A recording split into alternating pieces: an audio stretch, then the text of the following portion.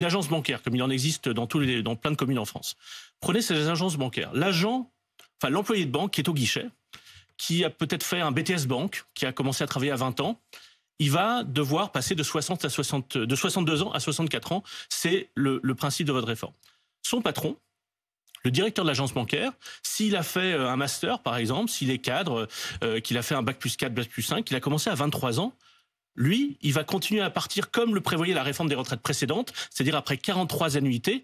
Et pour lui, il n'y a aucun effet de votre réforme. C'est-à-dire celui qui est au guichet, qui est moins payé, va avoir 2 ans de plus à travailler. Son patron, lui, aucun effet de votre réforme.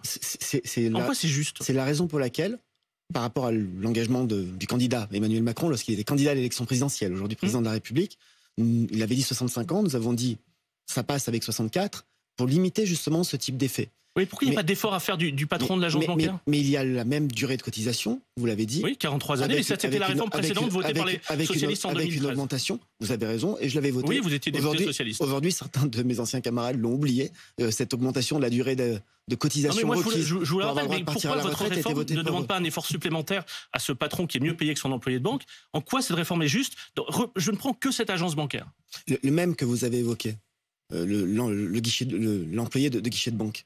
Si nous ne faisons rien, si nous ne bougions pas, il aurait une pension moins élevée et il devrait aller non pas à 62 ans. Il partira à 63 ans. Et il partira à 63 ans. Là, il partira à 64. 64, c'est vrai, ça fait partie des efforts que nous avons demandé, mais avec une pension plus élevée. Pourquoi on demande un effort à lui et pas à son patron?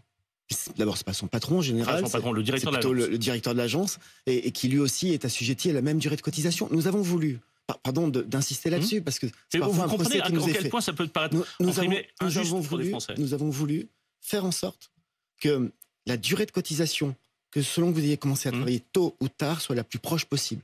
C'est ce que nous faisons. Oui, mais ceux qui sont ceux qui sont ni dans les métiers pénibles, ni qui ont commencé avant 20 ans, eux, ils vont être totalement touchés par votre réforme. Pour ceux qui ont une carrière totalement linéaire, ce qui n'existe plus vraiment aujourd'hui. Quand je dis carrière totalement linéaire, c'est-à-dire sans aucun incident, sans aucune interruption. Je dis ça parce que en réalité, vous savez, ces gens-là, enfin, ce qu'on appelle les classes moyennes ou classes moyennes, c'est les mêmes qui ont du mal en ce moment à aller faire leurs courses ou qui regardent les prix et qui peut-être pour la première fois sont obligés de compter vraiment à chaque fois qu'ils vont faire les courses et regarder les prix les uns après les autres. C'est les mêmes qui s'inquiètent pour savoir s'ils vont pouvoir faire le plein dans leur voiture à l'essence. En fait, ce sont ceux qui sont trop riches pour bénéficier des aides, qui par exemple ne toucheront pas le chèque carburant, et ceux qui sont trop pauvres pour vivre confortablement. C'est exactement, pour simplifier, l'électorat de Marine Le Pen. Ce que vous avez dit là, alors je ne suis pas sûr qu'ils votent tous pour Marine Le Pen. Non, pas tous, mais c'est exactement... Non, je dis ça parce que Marine Le Pen, elle a trouvé une formule pour décrire votre réforme. Elle dit, cette réforme va frapper la France des BTS. Et par exemple, ça, c'est un exemple...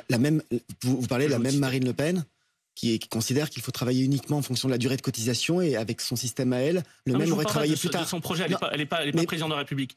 Mais d'une certaine manière, cette France-là, pardon, M. Corbet, mais je vous arrête. Est touchée par votre réforme. Ce que vous venez de dire est intéressant.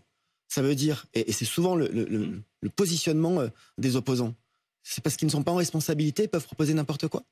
Ça me fait penser. Projet n'a pas été adopté par les Français. Ça me fait penser à Jean-Luc Mélenchon qui dit allons-y pour la retraite à 60 ans, c'est 85 milliards d'euros par an. Ces Français de la classe moyenne qui ont l'impression de ne pas bénéficier des aides et de ne pas vivre confortablement, qui sont juste au milieu. Permettez-moi de vous dire, et je suis sûr que vous le partagez, que pour ces Français-là, celles et ceux qui effectivement travaillent, qui travaillent toute une vie, qui parfois se débattent dans des difficultés de mobilité, qui s'inquiètent pour l'avenir de leurs parents, avenir de leurs parents que cette réforme va aussi permettre de garantir en préservant le niveau de vie des retraités, qui s'inquiètent pour l'avenir de leurs enfants. Le débat que nous pouvons avoir autour de leur situation, autour de leurs inquiétudes, autour de leurs aspirations, c'est un débat qui dépasse très largement la question des retraites. Absolument. Qui renvoie, y compris d'ailleurs, à la relation qu'on a les uns et les autres avec le travail. Absolument. Et ce qui est très révélateur, mais c'est en même temps ce qui explique peut-être la difficulté de la réforme, c'est que quand on parle de retraite, on parle en réalité de la vie des gens et de toute leur vie. Moi, on me dit, et je sais que c'est parfois... C'est exactement ce que ressentent les gens que je décrivais là. Et c'est parfois un défaut qu'on me fait ou qu'on m'adresse.